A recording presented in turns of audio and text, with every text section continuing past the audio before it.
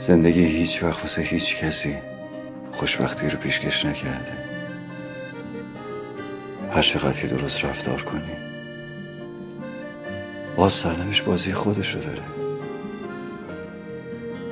به لحظاتی پیش میاد که مرگ دهن وا میکنه و تو دنبال یه چیز با ارزشی میگردی تا بتونی از خودت دفاع کنی. تو تنهاییم، تو زندون، روبروی جوخه اعدام،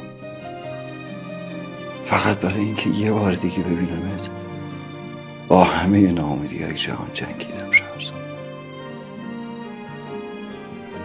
شهرزاد. اگه عشق تو نبود، چه به وقت نبودنه، چه حالا به وقت بودنه. نمیدونستم چطور باید واسه زندگیم، واسه اتاقم، واسه جهانم معنا پیدا کنم.